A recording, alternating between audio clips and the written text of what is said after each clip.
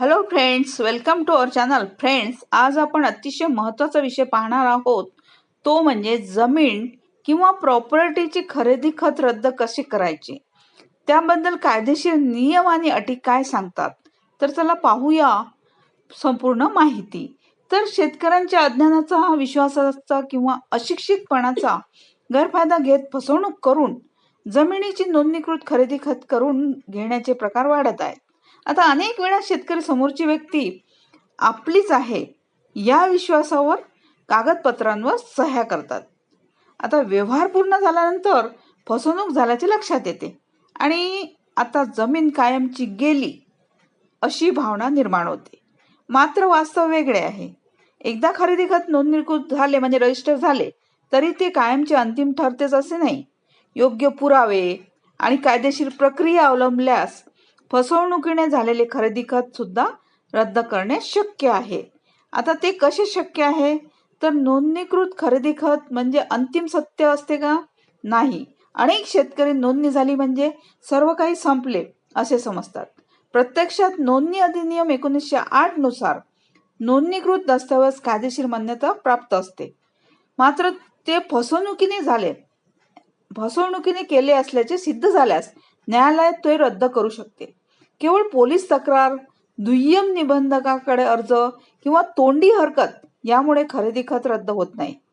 त्यासाठी सक्षम दिवाणी न्यायालयात दाद मागणे आवश्यक असते. आता जमिनीच्या व्यवहारात फसवणूक अनेक मार्गांनी होऊ शकते. जसे की खोटी कागदपत्रे दाखवून किंवा बनावट मालक उभा करून व्यवहार केला जातो. काही प्रकरणात धमकी देऊन किंवा दबावाखाली सह्या घेतल्या जातात. वयोवृद्ध किंवा मानसिकदृष्ट्या असक्षम व्यक्तीवर अधिकाराचा गैरवापर करून खरेदी खत करून घेतले जाते. तसेच खरेदी खतात नमूद केलेली रक्कम प्रत्यक्षात न देता व्यवहार पूर्ण केल्याचे दाखवले जाते. या सर्व बाबी कायद्याने फसवणूक मानल्या जातात. आता खरेदी खत रद्द करण्यासाठी कायदेशीर मार्ग कोणता, तर हा प्रश्न खूप महत्वाचा आहे. सगळ्यांच्या मनात गोंगावत असतो की खरेदी खत रद्द करण्यासाठी कायदेशीर मार्ग म्हणजे प्रोव्हिजन कोणते आहेत. तर फसवणूक लक्षात येताच तातडीने दिवाणी न्यायालयात खरेदी खत रद्द करण्यासाठी दावा दाखल करावा लागतो. या दाव्यात मालकी हक्काची घोषणा, खरेदी खत रद्द करणे आणि कायमस्वरूपी मनाई हुकूम यांची मागणी करता येते. जमीन ज्या क्षेत्राधिकारात येते त्या ठिकाणच्या दिवाणी न्यायालयातच हा दावा दाखल करावा लागतो. म्हणजे ज्युरिस्डिक्शन असते. ज्या एरियामध्ये तुमची जमीन येते त्याच एरियामध्ये हा दावा दाखल करता येतो.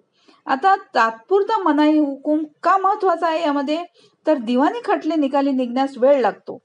या काळात संबंधित व्यक्तीने जमीन तिसऱ्याला विकल्यास प्रकरण अधिक गुंतागुंतीचे होते. हे टाळण्यासाठी दिवाणी प्रक्रिया संहितामधील ऑर्डर 39 नियम 1 व 2 नुसार तात्पुरता मनाई हुकूम मागणे अत्यंत आवश्यक असते. त्यामुळे खटला प्रलंबित असताना जमिनीचा पुढील व्यवहार रोखता येतो. आता यामध्ये फौजदारी तक्रारीची भूमिका काय असेल? आपण फौजदारी तक्रार करू शकतो का? तर होय, फौजदारी तक्रार करता येते. फसवणूक मोठ्या प्रमाणावर असल्यास पोलीस ठाण्यात फौजदारी तक्रार दाखल करता येते. तपासातून मिळालेले पुरावे दिवाणी खटल्यात उपयोगी ठरतात. फौजदारी न्यायालय आरोपीला शिक्षा देऊ शकते. मात्र खरेदी खत रद्द करण्याचा अधिकार फक्त दिवाणी न्यायालयालाच असतो. आता इतर आवश्यक पावले उचलता येतात यामध्ये. म्हणजे ती कोणती काळजी घ्यायला पाहिजे, तर खरेदी खत ज्या कार्यालयात नोंदले आहे त्या दुय्यम निबंधकांना लेखी कळवून व्यवहार वादग्रस्त असल्याची नोंद करून घ्यावी. महसूल विभागात सातबाऱ्यावर झालेल्या फेरफाराला हरकत घ्यावी.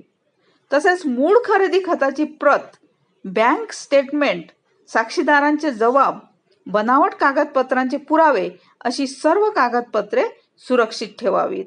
आता फसवणूक टाळण्यासाठी कोणती काळजी घ्यायला पाहिजे, तर कागदपत्रे न वाचता कधीही सही करू नका.